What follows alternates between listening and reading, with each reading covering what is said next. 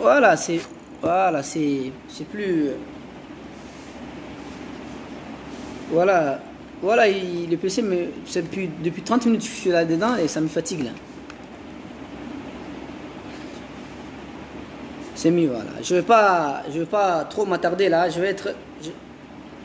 Voilà, je vais être bref là pour pas ennuyer les élèves là. Voilà. Je peux commenter, je peux dire bonjour par exemple. Ok. Je dis terminé.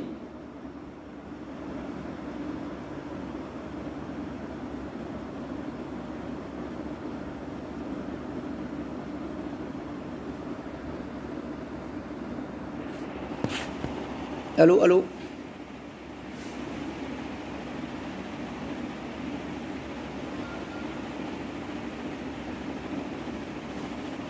Bonsoir.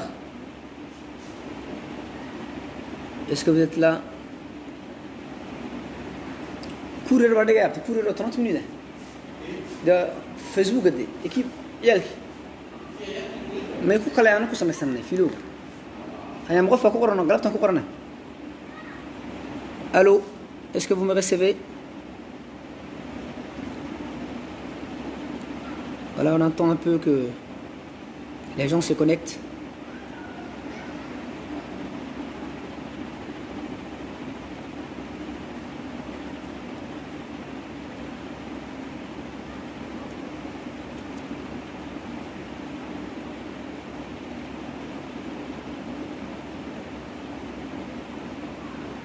Aujourd'hui, nous allons essayer de faire une petite synthèse sur la notion de l'État. On attend un peu que les élèves puissent se connecter. Et en attendant, d'abord, nous souhaitons à tous les élèves qui sont confinés et qui sont dans des conditions un peu difficiles, nous les souhaitons patience, parce que après, toute l'humanité va rebondir et le confinement n'est pas synonyme de paresse, mais plutôt de travail et d'assiduité. Il faudrait aussi suivre les conseils des autorités sanitaires qui nous demandent de rester chez nous et de respecter les mesures de distanciation. Je voudrais aussi remercier les collègues qui ont eu cette idée géniale de mettre la philosophie au service de la modernité, même si qu'elle est une science ancienne, elle doit toujours se réinventer et parler surtout aux jeunes, à nos jeunes.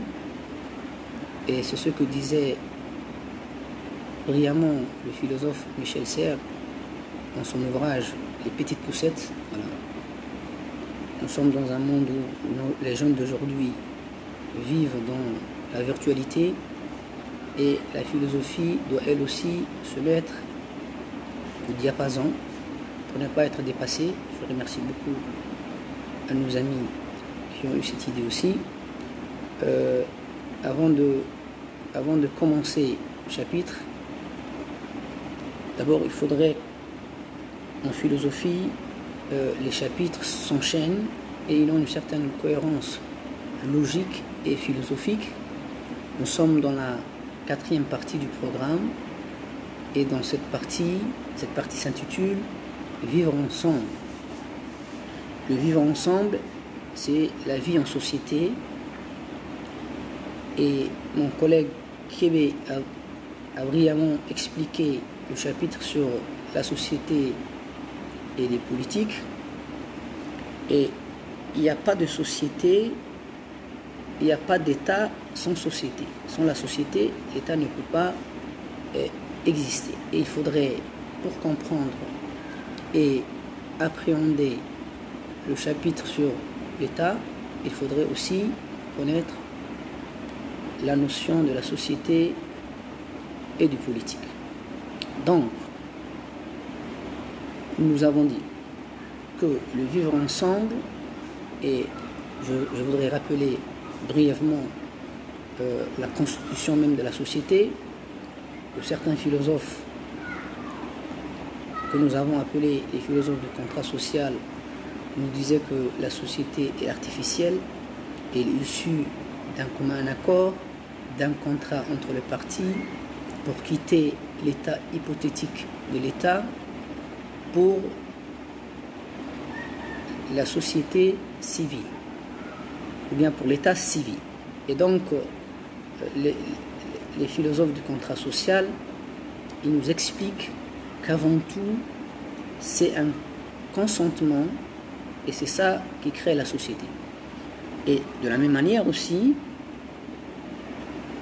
pour l'État, c'est la même chose. Ils défendent toujours que l'État est un consensus, une entente, un pacte entre les gens de la société. C'est ça qui va nous amener, et nous allons voir qu'il y a une différence entre ces philosophes du contrat social, ce que Hobbes souhaite, Rousseau ne le souhaite pas, mais ils sont d'accord sur un point, que cela est issu d'un contrat. Il y a aussi, je voudrais rappeler aussi que le concept du vivre ensemble. Le vivre ensemble, c'est la vie en société. Et il y a beaucoup de djiboutiens qui confondent le vivre ensemble philosophique, et en français, et le vivre ensemble djiboutien. Les djiboutiens, cela n'existait pas en philosophie. Ce sont des personnes qui vivent ensemble et qui ne sont pas mariées, autrement appelé ça le concubinage. Et il y a beaucoup d'entre eux, de nos jeunes djiboutiens, dès qu'ils entendent le mot vivre ensemble, ils pensent à cela et ils commencent à dire que c'est haram. Pas de cela. Il s'agit de la société, de la vie en communauté. Et d'ailleurs, mon collègue Kébé l'a bien rappelé, pour les tenants de la thèse naturaliste, la société ou bien le vivre ensemble permet le bonheur, est source de bonheur. Il faut vivre ensemble pour vivre mieux, disait-il en substance. Voilà. Maintenant, après avoir... je voudrais rappeler que la philosophie s'est toujours intéressée à la politique depuis longtemps. Que ce soit la société, que ce soit le politique, que ce soit l'État, que ce soit la justice, ainsi de suite, et le droit. Donc, depuis Platon jusqu'à nos jours, il y a des traités qui stipulent, ou bien qui expliquent, ou bien qui exposent les idées concernant la politique, ou bien comment vivre mieux dans la société, quel sera le portrait robot de l'homme qui doit diriger l'État, le prince, bien le chef si vous voulez, et tout cela s'expose dans la branche de la philosophie qu'on appelle la branche de la philosophie qu'on appelle la branche philosophie politique et morale. Donc, si Platon a écrit un ouvrage intitulé La République, dont il exposait sa manière de voir, et nous allons bientôt rappeler lorsque nous allons parler de la moralisation de la vie politique, il y a aussi Machiavel qui, dans un ouvrage intéressant, pragmatique, appelé Le Prince, a expliqué sa manière de voir. Il y a Montesquieu, de l'esprit de loi, qui explique aussi l'intérêt de la séparation des pouvoirs. Il y a Rousseau dans le contrat social qui veut expliquer à sa manière quel est le meilleur régime politique souhaitable. Et jusqu'à aujourd'hui, la philosophie s'intéresse à la politique. Et récemment, j'étais en train de lire un livre d'un ancien ministre sous le gouvernement Jean-Marc Ayrault de la présidence François Hollande, qui a écrit un livre qui s'appelle La promesse et qui veut réinventer la politique à sa manière. Il y a aussi le penseur et historien qui avait écrit un livre sur le bon gouvernement. Donc, pour dire que ce concept-là, depuis Platon, c'est-à-dire dans l'Antiquité grecque, jusqu'à aujourd'hui, la philosophie, elle porte un intérêt sur la politique, l'État et la société. Voilà, c'est ça que je voulais ici souligner sans rentrer dans les détails. Ça, c'est un point. Je voudrais d'abord commencer mon cours, bien cette notion, en le divisant en 4 axes, n'est-ce pas? D'abord, je voudrais tout d'abord exposer, bien définir le concept même de l'État. Ensuite, nous allons essayer de différencier l'État et la nation, que beaucoup d'entre nous confondent. On va essayer aujourd'hui de le distinguer.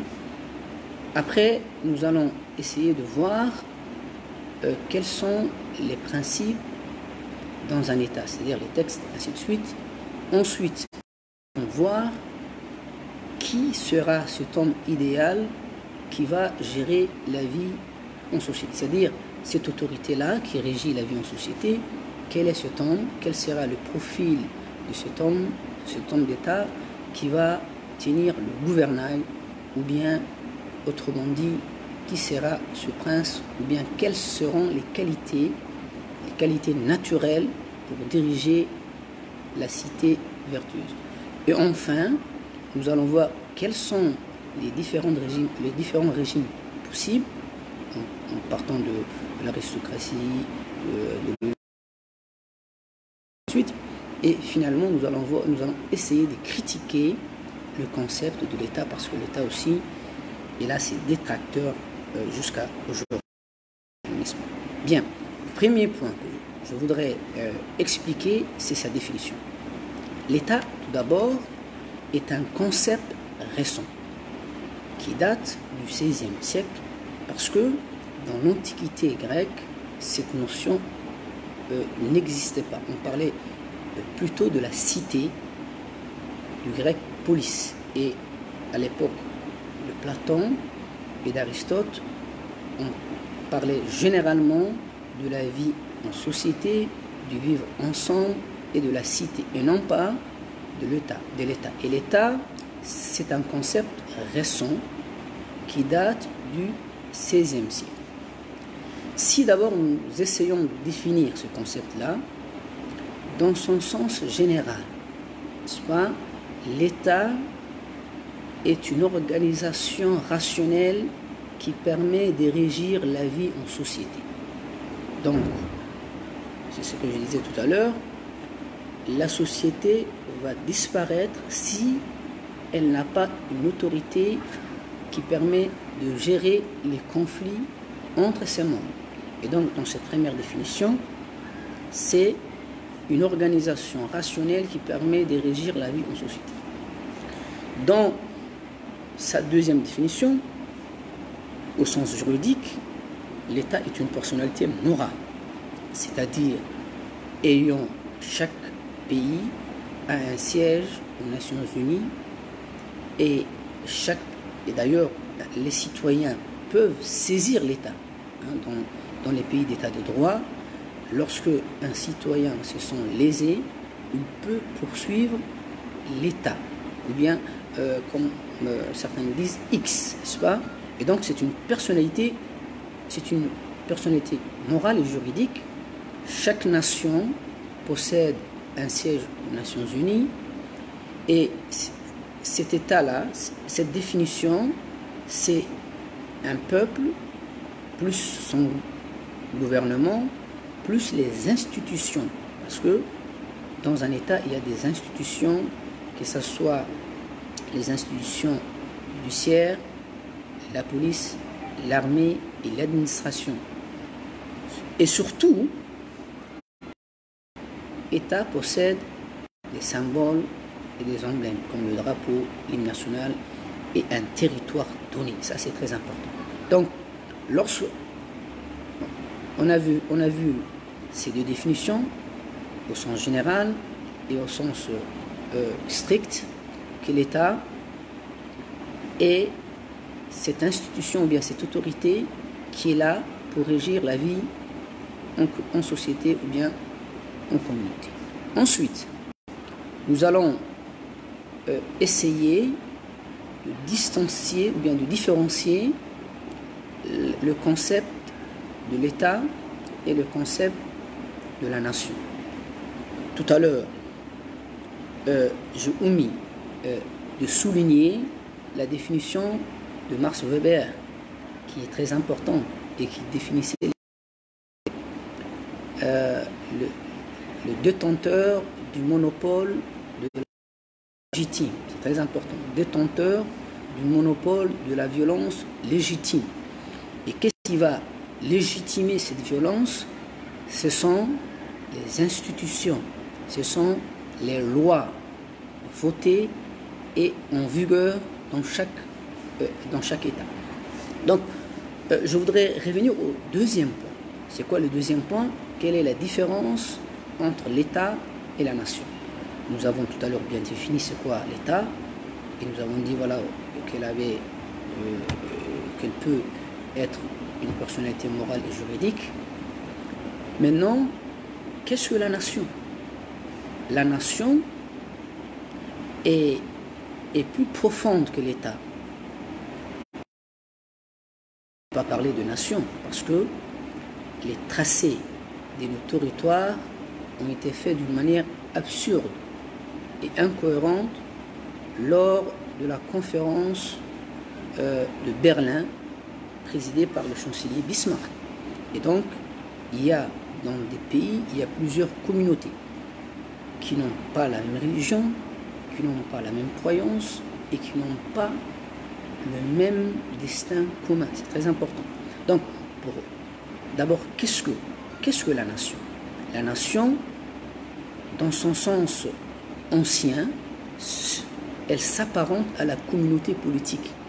Ce sont des gens qui ont la même appartenance, qui ont la même culture et qui veulent et souhaitent vivre ensemble. Mais, dans sa définition moderne, on ne met pas l'accent sur l'appartenance commune, mais plutôt sur le devenir et sur le projet de l'avenir. Ce sont des gens qui veulent vivre ensemble et qui aspirent à un futur commun heureux. Donc, voilà la nation. Et la nation, elle est difficilement exprimable en Afrique, si je donne un exemple très simple. Il y a un peuple qui s'appelle le Peul qui vit en Afrique de l'Ouest, qui sont éparpillés dans une dizaine d'États. Et ce peuple-là, il a été victime du tracé des frontières qui ont été faites d'une manière presque aberrante. Je peux aussi souligner les Touaregs aussi, qui sont éparpillés dans 4 ou bien 5 pays, au Mali, au Niger, en Algérie, en Libye, et dans chaque pays qui se retrouve comme étant un peuple minoritaire. Et donc, certes, dans la nation, certes dans l'État, on peut cohabiter en ayant différentes cultures, différents, comme on appelle, appartenances religieuses, mais sous l'autorité d'une institution forte. Mais la nation est plus que ça. La nation, c'est certes d'avoir cette envie de vivre ensemble, mais d'aspirer surtout à un avenir radieux et un avenir commun. Voilà, c'est ça qui différencie l'État et la nation. On ne pourra pas parler d'État-nation, sachant bien que dans certains pays africains, il y a des peuples qui vivent et qui n'ont pas envie de faire un destin commun. Mais on se tourne ici vers l'État qui doit avoir cette autorité pour qu'il y ait ce qu'on appelle la cohésion sociale et la paix et la sécurité. Voilà. Ça, c'est la différenciation entre la nation, l'État et la nation. Ensuite, je voudrais dire ou bien exposer que dans un État, il y a des lois. Et ces lois-là sont votées par le Parlement, promulguées par l'exécutif et appliquées par le pouvoir judiciaire. Et donc, lorsqu'il y a des lois, les gens doivent se soumettre à la loi. Et lorsqu'on se soumet à la loi, on parle du concept de la légalité. Une personne légale, c'est une personne qui respecte les lois de son pays. Et on pourra aussi dire qu'il y a des lois, certes, qui sont votées, promulguées, qu'on doit respecter, mais qui sont injustes. Par exemple, dans les années 60, aux États-Unis, il y avait des lois ségrégationnistes qui disaient aux Noirs qu'ils n'avaient pas le même droit que les Blancs, ou bien en Afrique du Sud pendant la période de l'apartheid. Certes, les gens doivent respecter ces lois-là, parce que ces lois sont légales, votées par le Parlement, et promulguées par le président de la République.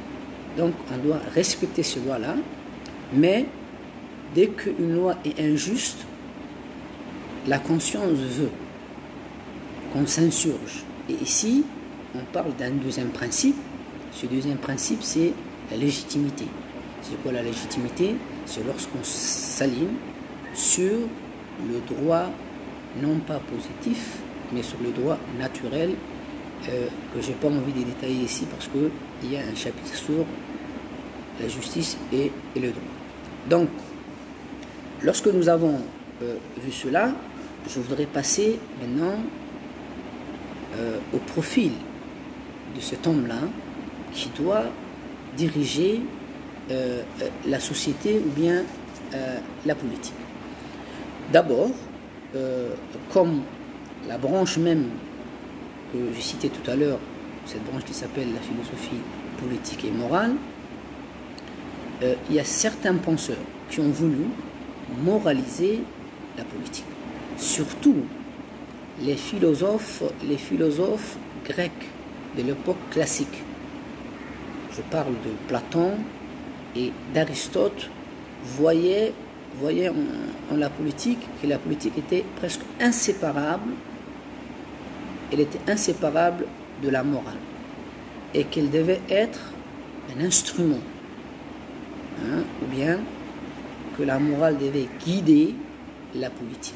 C'est pour cela, n'est-ce pas? Maintenant nous sommes dans le profil de l'homme qui doit diriger l'État, parce que n'importe qui ne peut pas prétendre à diriger des hommes, n'est-ce pas? Et ce profil-là, chaque philosophe a donné son avis. Nous allons prendre que quelques-uns, parce qu'on n'aura pas le temps de tous les exposer. D'abord, s'agissant de Platon. Platon, dans la République, n'est-ce pas, il a essayé de décrire le chef, ou bien le prince de la cité vertueuse. Et ce prince-là, pour Platon, c'est le philosophe qui doit être le roi. Il faut que la cité, il dit, il faut que le philosophe soit roi, ou bien que le souverain ou le prince soit philosophe. Voilà, c'est son avis. Et qu'est-ce qu'il veut dire? Pourquoi le philosophe doit prendre le règne ou bien le gouvernail de la cité selon Platon? Mais parce que c'est quelqu'un qui est sage. Et ensuite, c'est quelqu'un qui n'est pas attaché à la vie de ce monde, à la vie matérielle. Il est libre, tempérant, modéré et modeste. Donc, c'est ce profil-là qu'il faut pour gérer la vie de la cité. Et donc, c'est impératif, n'est-ce pas, d'aligner la politique et la morale. Sinon, il y aura des cités vicieuses qu'il décrit, qui sont gérées par des hommes qui aiment l'argent, qui sont gérés par des hommes qui aiment la vie de ce monde et qui sont voués à disparaître. Il donne des exemples. Voilà. Ça, c'est un premier. Ensuite, après Platon, il y a Al-Farabi qui, dans un joli texte qui est dans le livre de la Terminale, qui expose le profil de l'homme d'État ou bien du prince dans la cité vertueuse. Et Al-Farabi nous dit: n'importe qui ne peut pas prétendre à être chef. Il faut que le chef ait des qualités. Et il donne 12 qualités qu'on peut les décliner en 3 grandes parties, c'est-à-dire des qualités physiques, des qualités morales et des qualités intellectuelles. Parmi les qualités physiques, il faut que le prince ait une santé de fer. Quelqu'un qui est malade ne peut pas gérer la vie de la cité. Il doit se soigner. C'est évident. On peut, parmi ces qualités-là, souligner effectivement les qualités morales du chef ou bien du prince. Et ces qualités-là, on peut trouver le courage et surtout la justice. Un homme juste, un homme qui aime la justice et un homme qui déteste l'injustice, y compris lorsqu'il s'agit de ses proches. Voilà, c'est cet homme-là, cet homme de la justice, qui doit gérer la vie de la cité. Il y a des qualités aussi intellectuelles. Je voudrais ici aussi souligner, c'est un homme intelligent aussi. L'intelligence est très importante. Donc, bref, pour Al-Farabi, il faut avoir des qualités pour gérer la vie en société. Et surtout, il faut être modeste. Si la personne est quelqu'un qui aime la richesse matérielle, qui aime la richesse, les plaisirs corporels, sensuels, cet individu-là ne pourra pas être à la tête de la cité vertueuse. Voilà. Et cette réflexion ancienne, qui date depuis Platon, elle est aujourd'hui d'actualité. Parce qu'aujourd'hui, partout dans le monde, même dans les grandes démocraties, nous voyons un désenchantement, n'est-ce pas, entre le peuple et les politiques, les politiciens. C'est-à-dire, nous voyons chaque fois qu'il y a des élections, qu'il y a un taux d'abstention énorme. Les gens se désintéressent de la vie politique. Et lorsque les penseurs ont réfléchi, pourquoi, ils ont souligné qu'il y a des attitudes et des comportements qui ont fui les électeurs. Et parmi ces comportements-là, ce sont la vie des hommes politiques qui sont généralement déconnectés de la réalité. Et donc, pour que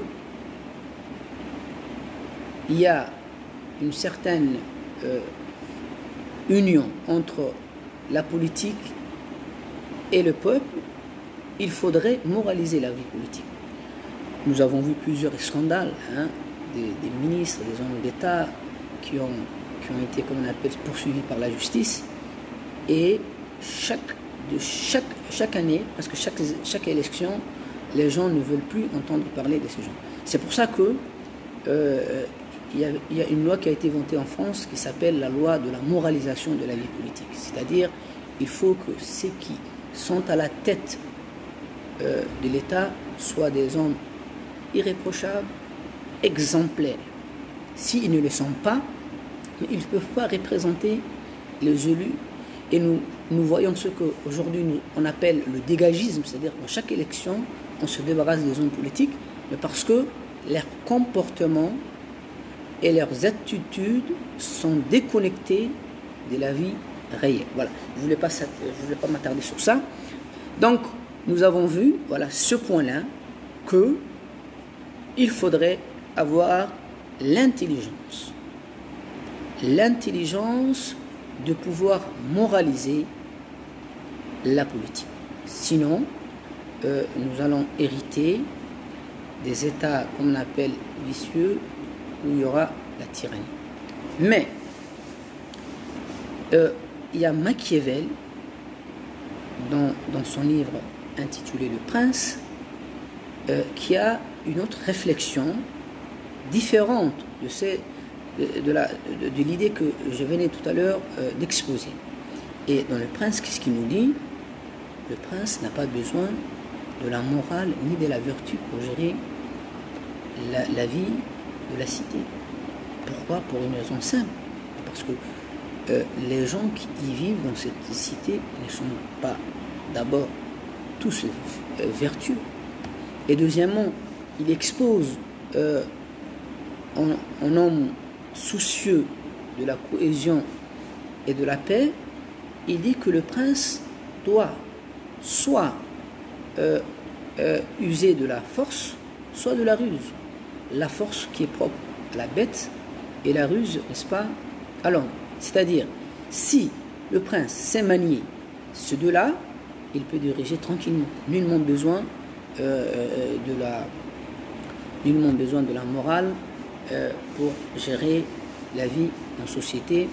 C'est ce que certains appellent le machiavélisme et que d'autres appellent le pragmatisme politique. Voilà, il faudrait voir les circonstances de chaque situation pour gérer la vie dans la cité, parce que la vertu en elle-même, elle peut des fois avoir ses limites. Voilà, donc nous avons vu ici que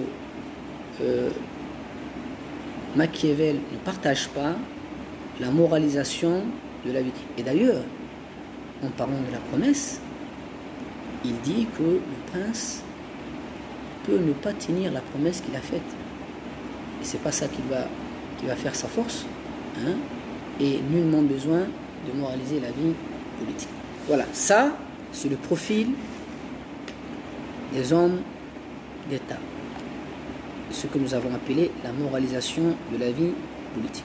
Maintenant, je voudrais souligner et voir ensemble les différents régimes politiques.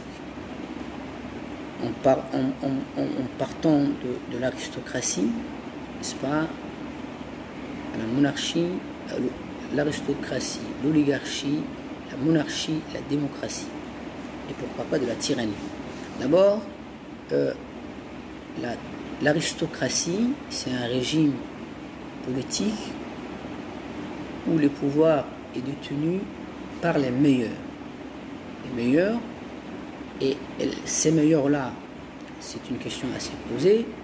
Est-ce que ce sont des technocrates, c'est-à-dire des gens de connaissance, ou bien ce sont des gens de bonne race? Ça aussi, c'est des questions à se demander. Il y a aussi, comme régime politique, l'oligarchie. C'est lorsque un groupe d'intérêts dirige les affaires politiques. Et souvent, ce sont des groupes économiques qui s'accaparent de la richesse de l'État. Et il y a ce qu'on appelle aussi la démocratie. La démocratie, c'est le pouvoir du peuple par le peuple pour le peuple. Ici, c'est la masse qui aura le dernier mot et non pas un seul homme. Et je voudrais finir par la tyrannie. C'est lorsque un seul homme possède tous les pouvoirs. C'est-à-dire, dans un État, et comme disait Montesquieu, il y a trois pouvoirs. Il y a le pouvoir législatif, le pouvoir exécutif et le pouvoir judiciaire. Lorsque ces trois pouvoirs sont dans la main d'un seul homme, on parle de tyrannie, et celui qui fait la pluie et le beau temps, il n'y a plus de texte, il n'y a plus de loi. Voilà ce que je pourrais dire sur les différents régimes politiques. Maintenant, je voudrais revenir sur l'État. Cet État-là, quels sont les rôles de l'État? L'État a plusieurs rôles. D'abord, son premier rôle, c'est de maintenir la paix et la sécurité. On parle des pouvoirs régaliens. Lorsqu'on parle des ministres régaliens, on pense généralement au ministère de l'Intérieur et au ministère de la Défense, c'est-à-dire forces de paix et de sécurité. Et d'ailleurs, Hobbes disait dans le Léviathan, que lorsque nous allons quitter l'état de nature et que nous allons venir dans l'état civil, qu'est-ce que nous allons recevoir en contrepartie? C'est-à-dire en quittant cet état de guerre de tous contre tous, cet état apocalyptique où la force y règne, lorsqu'on quitte cet état et que nous allons nous retrouver dans l'état civil, mais l'état civil doit nous apporter la paix et la sécurité qui n'existaient pas dans l'état de nature. Et je voudrais souligner que ce pacte-là s'appelle le pacte de soumission, et que le souverain ne fait pas partie de ce pacte-là. Il est au-dessus de ce pacte. C'est-à-dire, lui, la loi ne s'applique pas à lui. Il y avait un sujet qui disait « L'État est-il au-dessus de la loi ?» Pour Hobbes, évidemment, parce que c'est lui qui, soit l'homme, soit l'Assemblée qui doit nous diriger, ne doit pas se soumettre à ces lois-là. Et aux contreparties, qu'est-ce qu'elle doit nous donner? La paix et la sécurité. Tout à l'heure, nous étions en train de parler des rôles, voilà, et le rôle de l'État, d'abord et avant tout, c'est la sécurité.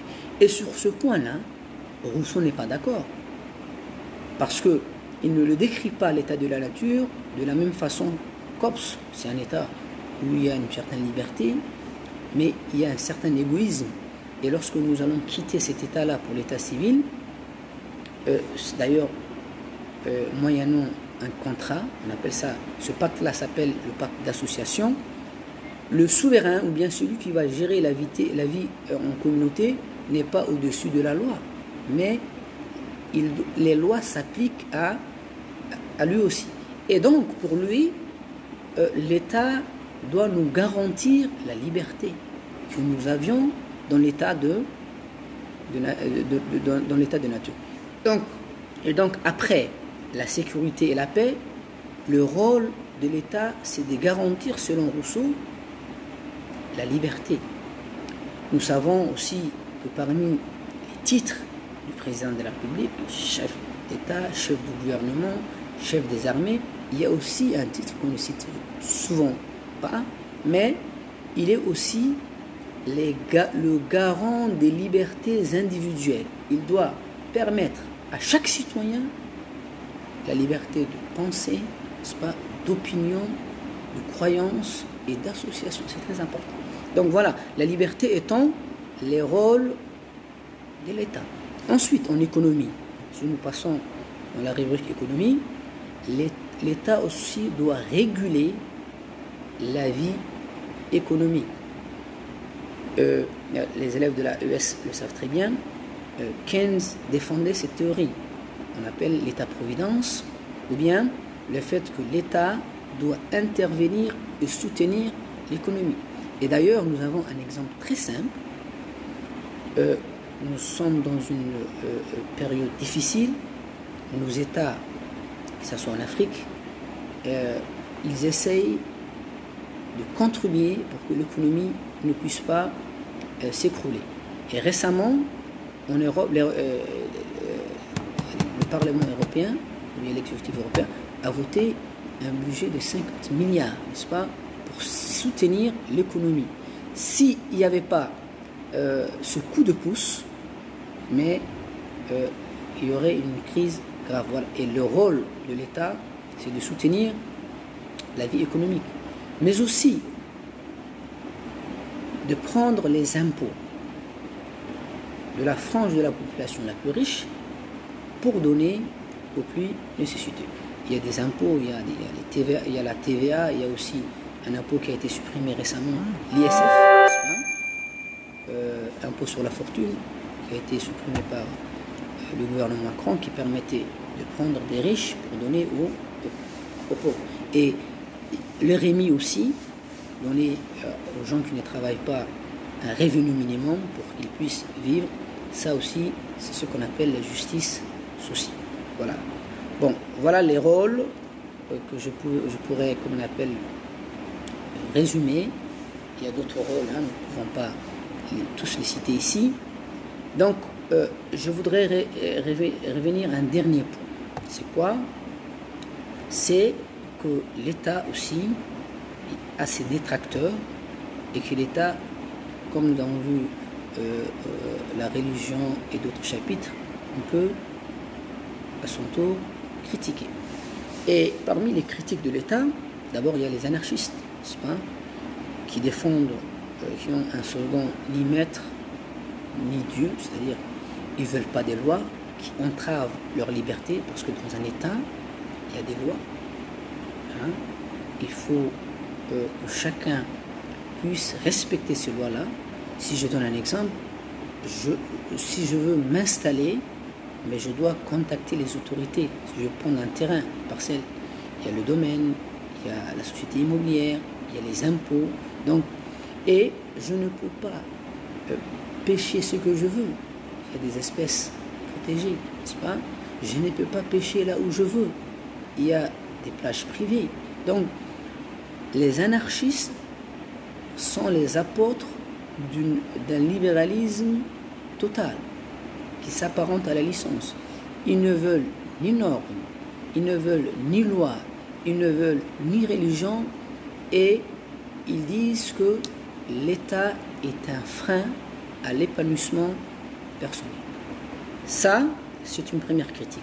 Nous avons aussi Karl Marx qui critique sévèrement l'État en disant que l'État et ses institutions, la police, n'est-ce pas, l'armée et l'économie même, sont au service de la classe dominante et qu'elle est là pour abrutir ou aliéner la masse, n'est-ce pas?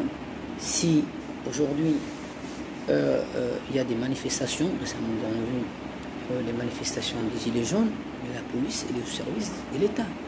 Elle n'est pas, même si les revendications de ces derniers, c'est-à-dire des Gilets jaunes, de la population, peuvent contribuer au bonheur des policiers, la police est au service de l'État. Voilà, c'est les garde-fous de l'État. Et donc, ici, Marx disait que, et d'ailleurs dans le communisme, on doit aboutir à une société sans État. Chacun est libre de faire ce qu'il veut. Voilà ce que nous pourrions dire de l'État, qui est un concept vague, qu'on ne pourra pas, comme on appelle, une journée cerner, si j'essaie de récapituler. Premièrement, l'État est un concept récent qui date du XVIe siècle. Ensuite, l'État se différencie de la nation. Après, nous avons vu le profil de l'homme d'État, c'est-à-dire est-ce que la politique doit s'aligner à la morale ou pas. Nous avons vu des arguments qui divergent. Ensuite, nous avons vu les rôles de l'État, le rôle régalien, soutien de l'économie, ainsi de suite. Et finalement, nous avons souligné deux critiques du concept de l'État. Donc, je voudrais conclure que aujourd'hui, avec la mondialisation,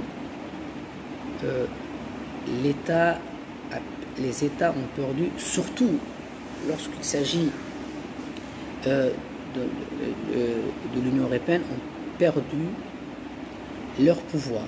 C'est-à-dire, ce n'est pas eux qui fixent l'économie, ce sont des banques centrales. Ils ont à peu près une chef de la diplomatie. Et le concept de l'État évolue dans la mondialisation. Et ça, c'est une autre approche qu'il faudrait approfondir et comprendre. Voilà, je pense que je ne vais pas m'attarder. Je souhaite à tout le monde bon confinement et bonne soirée.